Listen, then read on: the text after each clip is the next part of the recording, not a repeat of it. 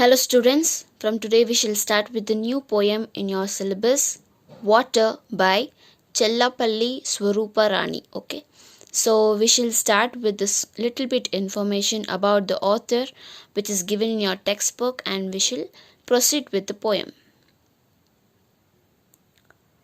Okay, so here is the information given about the author and the translator. Okay, author is Chellapalli Swarupa Rani, and the person who translated this poem, the writer who translated this poem, is Uma Brugubanda. Okay, and Chellapalli Swarupa Rani began writing about her experiences. She moved from personal to social and attained confidence and clarity.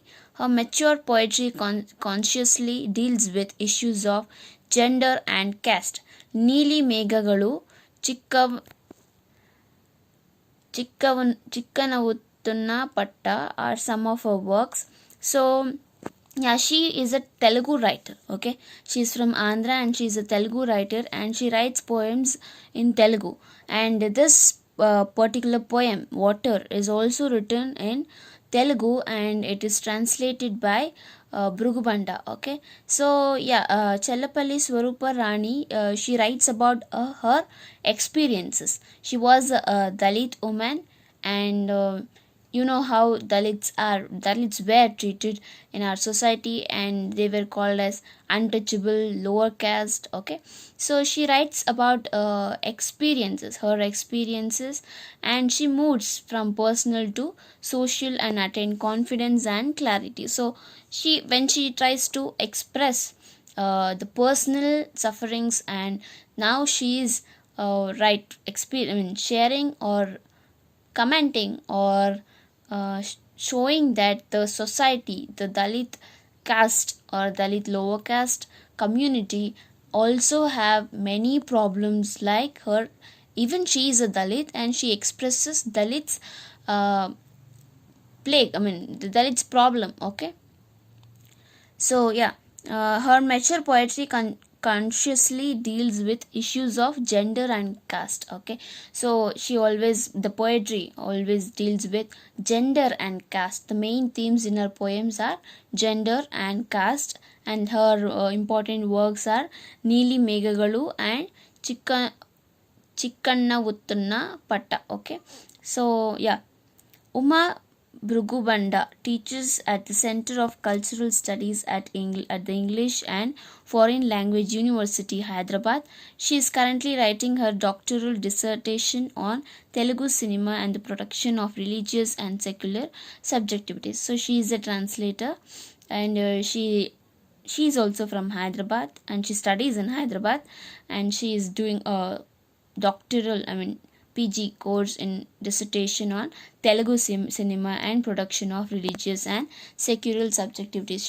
She's trying to show how cinema uses this kind of religious production of religious and secular subjectivities.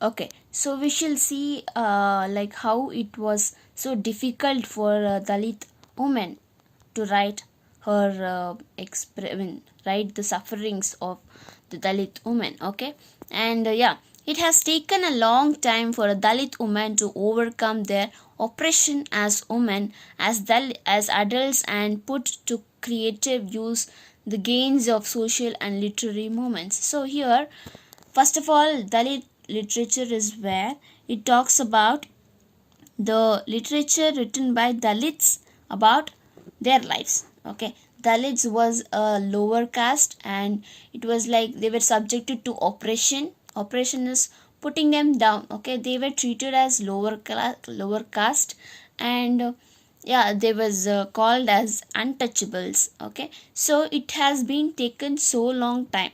It has taken a long time for Dalit women to overcome their oppression as a woman, as adults, and put an effort to bring out writing of their sufferings, okay, of their trauma, of their problems. Okay, so she has tried.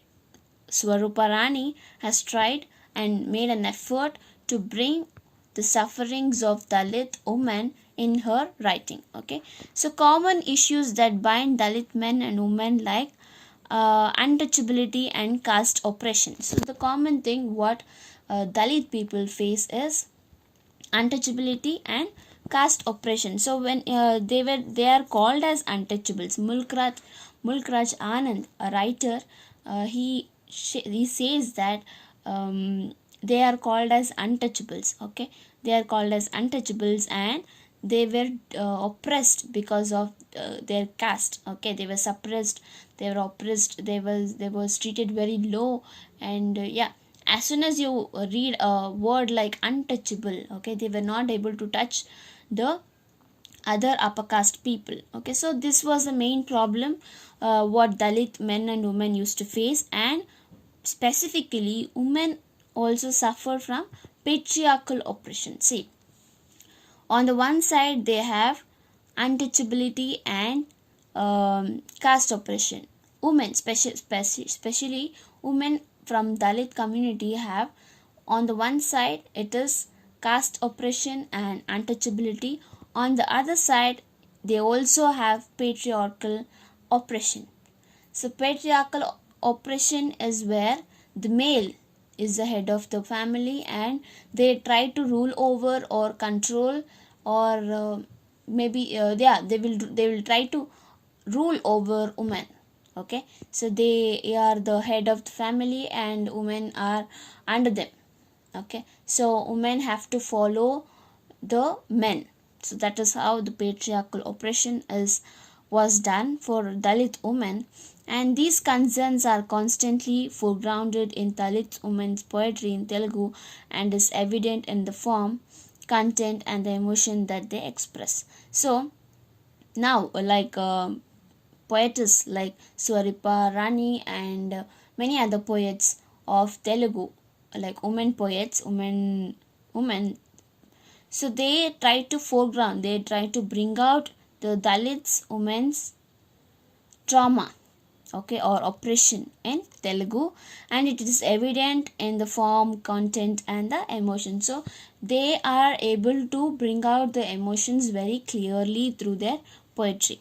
Okay, they was able to do this work through poetry. Okay, so yeah, this was about the struggle, I mean the oppression or the struggle it takes for a Dalit woman, being a Dalit woman, and to write about their exploitation, discrimination, or sufferings.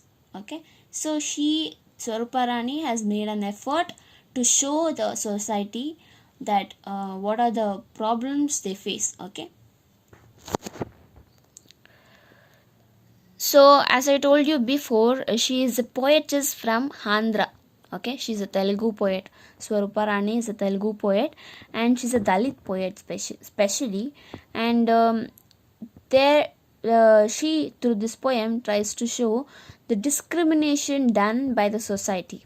Okay, for the basic necessity. See, for a person, for a human being, there are three basic facilities that we all need it for compulsory. Okay, that is food, water, shelter. Okay, these are the three basic necessities a person or an individual or a human being needs to live in a society. But here in this poem, Swarupa Rani shows that how discrimination is done by the society for on Dalit for the basic necessity, water. Okay, even for the water there is discrimination done for Dalits. Okay, so that is what she tries to portray in this poem. The poem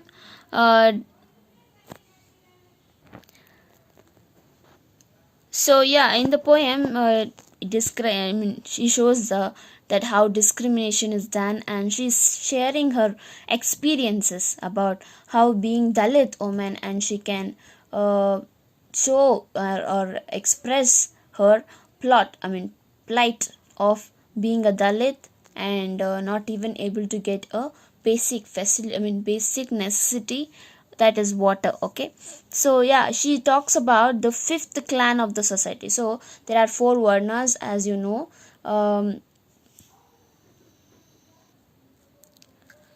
Yes, she talks about the fifth clan of the society, and that is Dalits, Harijans.